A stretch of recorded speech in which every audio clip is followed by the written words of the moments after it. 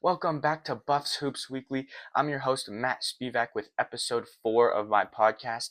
This week, I'm going to be recapping Colorado's season opener against Montana State last Monday, and I'm also going to be previewing their second matchup taking place tomorrow against Eastern Washington back at the CU Event Center. So let's start with the Colorado's 84-78 win over the Montana State Bobcats last Monday.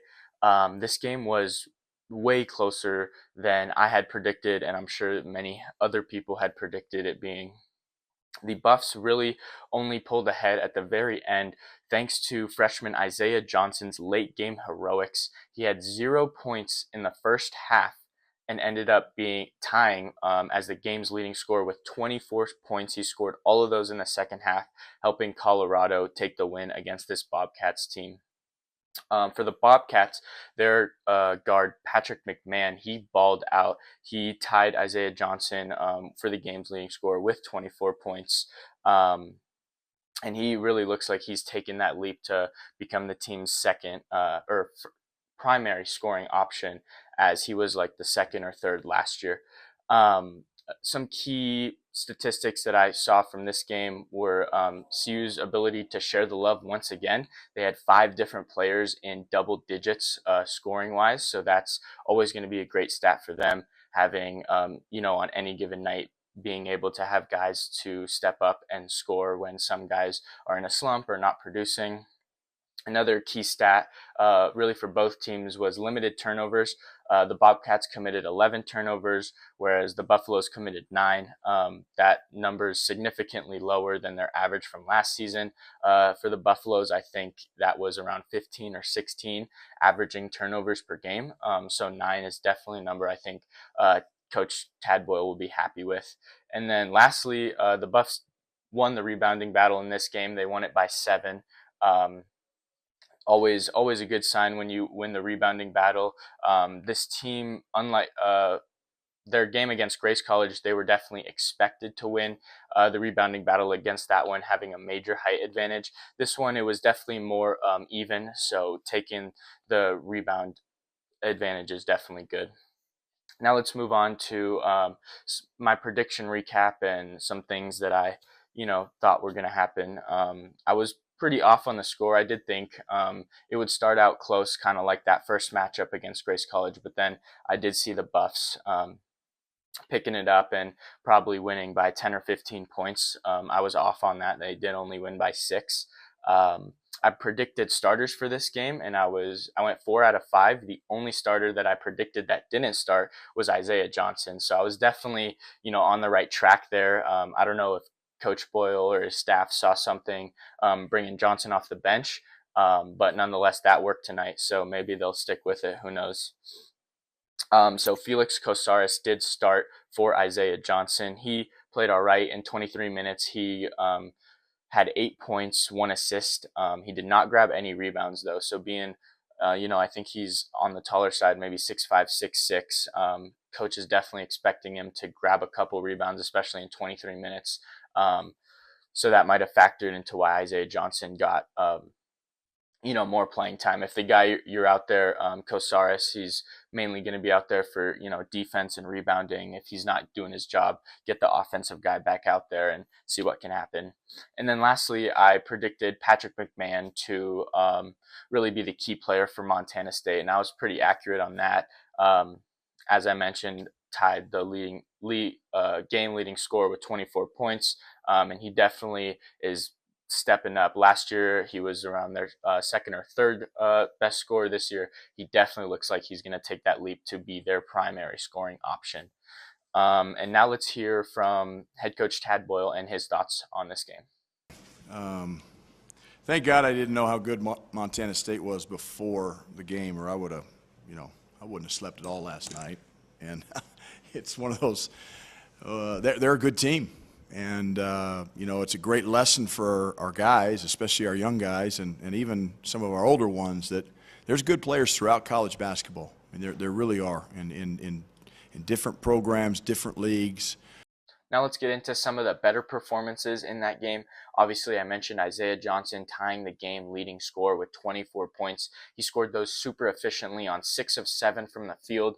Also was able to get downhill and draw fouls at a great level. He drew 6 fouls for 12 attempted free throws, made 10 of those. Really played a great game. Moving on to Elijah Malone, he also had a great game. He dominated the glass with 13 rebounds, played that physical style of ball that he likes to play, added on 10 points on just 3 shots, so went 2 of 3 from the field and 6 of 9 from the free throw stripe, and then added on 5 assists, 4 steals, 1 block, and had the best plus minus on the Buffs at plus 14.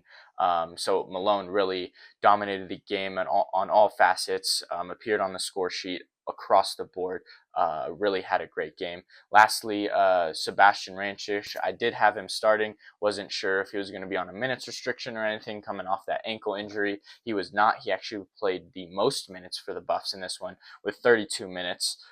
He played all right. He didn't have his best game. He scored 13 points from only 33% from the field, so not what he's used to, and then had 2 assists and 1 steal. No rebounds for Sebastian, and then plus 11, which was the second best plus minus on the team. So he, in his first game back was looking all right. Tad playing him the most maybe was trying to get him back into the flow of things. Obviously didn't have the best of games, but with guys like Johnson and Malone stepping up, you don't need Rancic to go ballistic from scoring at least every game. As long as, like I mentioned, you have a couple guys in double digits each game, it could be a winning recipe. Moving on to some of the key players on the Bobcats. Mentioned this already again. Patrick McMahon had a great game. 24 points on 76% from the field, along with grabbing 4 rebounds. He's definitely one of their best players. He's their best scorer, along with one of their best players in general. And then moving to some of their transfers, Calvin Holden, the Central Washington transfer, and Christian King, the Washington transfer, played the most minutes for the Bobcats with around 33 or 34 minutes each of them played. Holden, the guard or forward, Holden scored 14 points on 45% from the field, while dishing out 3 assists and grabbing no rebounds. And then the taller forward, Christian King, he's 6'8". He scored 10 points on just 30% from the field, with 1 rebound, 1 assist, 1 block, and 1 steal. As a taller 6'8" guy, I'm sure his coach was really looking for him to grab more than 1 rebound. That definitely played into the Buffs out rebounding them, possibly just because Elijah Malone was more physical, Bangkok Dak was more physical down there in the paint on these guys. Now let's talk about the Buffalo's upcoming game against Eastern Washington. That will be tomorrow on Saturday at the CU Event Center at 2 p.m. Mountain Time. Eastern Washington is in the same conference as Montana State is, the Big Sky.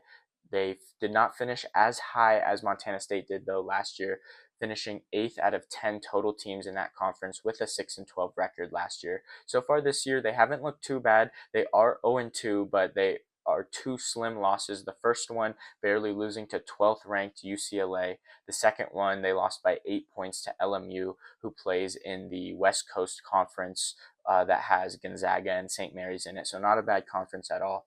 Talking about their head coach, Dan Monson. He is a seasoned Division I head coach, has 28 years of head coaching experience at the Division I level. He started at Gonzaga for 2 years, then went to Minnesota for his next 8 years.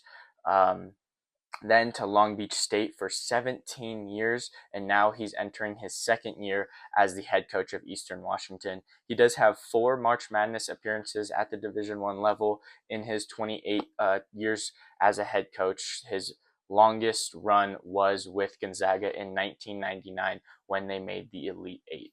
Now getting into some of their key players, the Eagles spread the love just as well as Colorado does. They have 4 guys with over 20 points through their first 2 games. It's a great stat.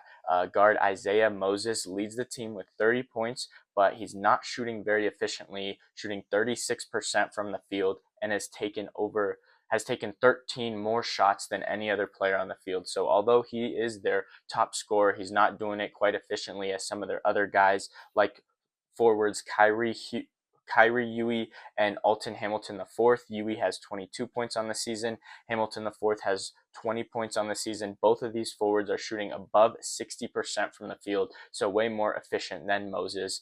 And Hamilton leads the team with 11 rebounds. So the Eagles are going to be leaning on these three guys for their scoring and their playmaking and to really compete with the Buffs. Now, heading into my prediction and what I think kind of this game is going to look like, I do have the Buffs winning by 10 points after seeing what Montana State, how they were able to compete and keep up with the Buffs, considering they're in the same conference as the Eagles. I was originally planning on maybe giving this one to the Buffs by 15 or 20.